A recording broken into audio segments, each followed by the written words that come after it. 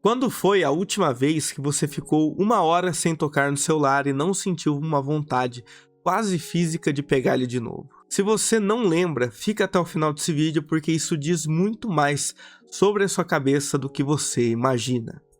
Eu quero falar de um assunto que eu acho urgente. Não é sobre produtividade, não é sobre parar de usar o celular, isso todo mundo já te falou. Eu quero falar sobre o que está acontecendo dentro da cabeça de uma geração inteira. E eu não vou falar isso de fora como alguém que critica de longe. Eu vou falar como alguém que também caiu nessa. Há um tempo eu comecei a prestar atenção nas minhas próprias emoções. Fiz terapia, aprendi a monitorar meu humor, a perceber quando eu estava mais ansioso, quando a minha respiração ficava mais curta, quando eu queria que tudo acontecesse mais rápido. E reparando nisso, percebi um padrão que se repetia toda vez que eu saía do Instagram ou do TikTok. Uma sensação estranha de que a minha vida não estava boa o suficiente. E eu demorei para entender que isso não era eu sendo fraco. Isso é o sistema funcionando exatamente como foi desenhado para funcionar. Presta atenção nisso aqui, porque é o ponto central do vídeo. Quando você abre o Instagram, você não está vendo a vida das pessoas. Você está vendo o melhor momento da vida das pessoas, escolhido a dedo, com uma luz boa, com o ângulo certo, às vezes com 10 fotos tiradas para escolher uma. Só que o seu cérebro não processa isso como melhor momento escolhido, ele processa como se fosse a vida normal, do dia a dia, de todo mundo o tempo inteiro. Você está comparando os seus bastidores, suas dúvidas, suas contas atrasadas, seu dia ruim, sua insegurança com o palco montado de outra pessoa. Isso tem um nome na psicologia.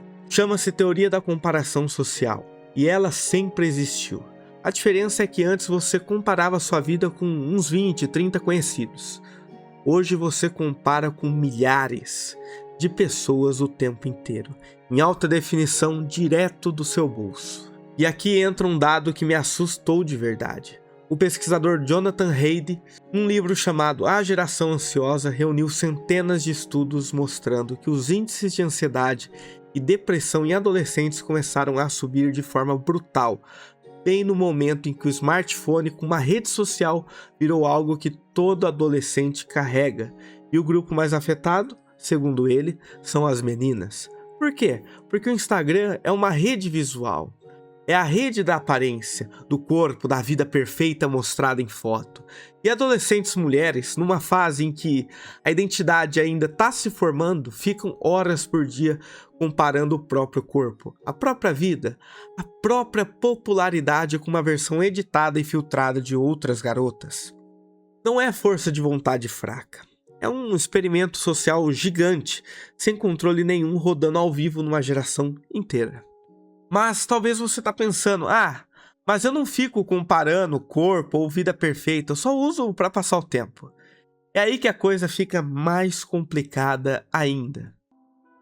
Teve pesquisa mostrando que não é só o tempo de uso que faz mal, é o tipo de uso.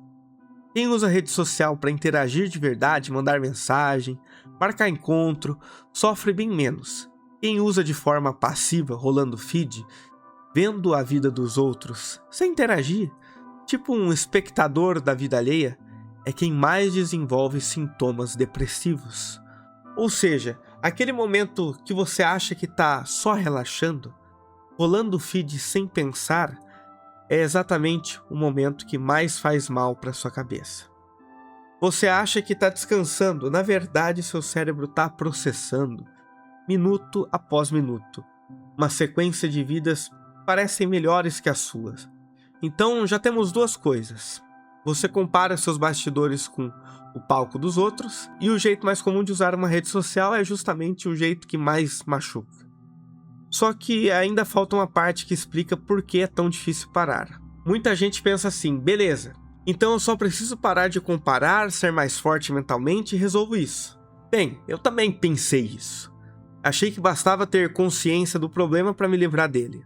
E não resolveu. Porque o problema não é só psicológico, é neurológico e isso muda tudo. O nosso cérebro funciona por um princípio chamado neuroplasticidade. Ele se molda de acordo com aquilo Você repete todos os dias. Se você passa horas recebendo recompensa rápida, uma curtida, um vídeo de 15 segundos, um corte de edição a cada 2 segundos, o seu cérebro se ajusta para esperar esse ritmo o tempo todo. E quando ele se acostuma com esse ritmo, a vida real fica devagar demais para ele. Uma conversa de verdade fica devagar. Ler um livro fica devagar. Ficar 10 minutos sem fazer nada esperando na fila, no elevador, no trânsito, vira algo insuportável. Você pega o celular no automático sem nem perceber que fez isso.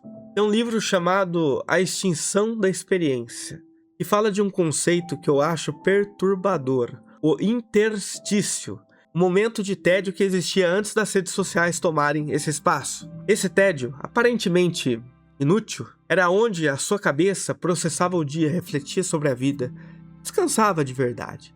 Hoje esse espaço não existe mais, e sem ele você nunca processa nada.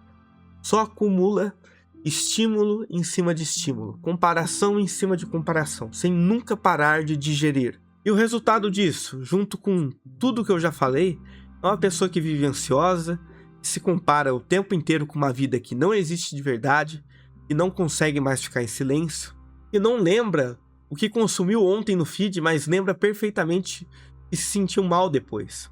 Uma pessoa cercada de gente 24 horas por dia nas redes, e ao mesmo tempo mais sozinha do que qualquer geração antes dela.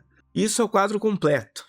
E eu sei que parece sem saída, mas não é. E a saída não é o que a maioria espera. Não é deletar todas as redes sociais e virar um eremita. Para mim isso nem é realista. Eu trabalho com internet, a virada que funcionou de verdade tanto para mim quanto para quem eu conheço que conseguiu sair desse ciclo foi outra.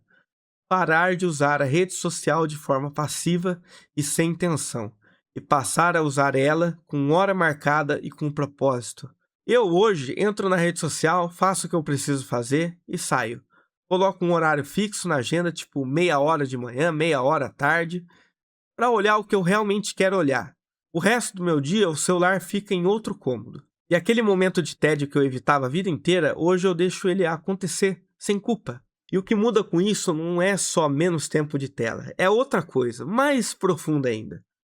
Você para de medir a sua vida pelo palco editado dos outros e volta a medir a sua vida pelos seus próprios critérios. Você lembra do que viveu no seu dia, por que você realmente viveu, em vez de ter passado o tempo vendo os outros viverem. Isso não resolve tudo. Eu ainda sinto ansiedade, às vezes, inclusive por causa dessa mudança de hábito. Porque parece até sintoma de abstinência, mas é uma ansiedade muito menor do que aquela de ficar se comparando o dia inteiro com uma vida que nem existe da forma como é mostrada. Então volta lá no começo do vídeo. Aquela sensação de que a sua vida não é boa o suficiente, quando você fecha o Instagram, ela não é sobre a sua vida, ela é sobre o palco que te mostraram, comparado com o bastidor que você vive. Se esse vídeo fez sentido para você, comenta aqui embaixo. Você já reparou esse mesmo padrão em você? Essa vontade de comparar a sua vida real com a vida editada dos outros? Quero muito ler essa sua experiência. E se você quiser entender melhor como esse ciclo funciona no seu cérebro, se inscreve aqui no canal porque a gente posta aqui conteúdo diariamente. Vamos para cima que é só o começo.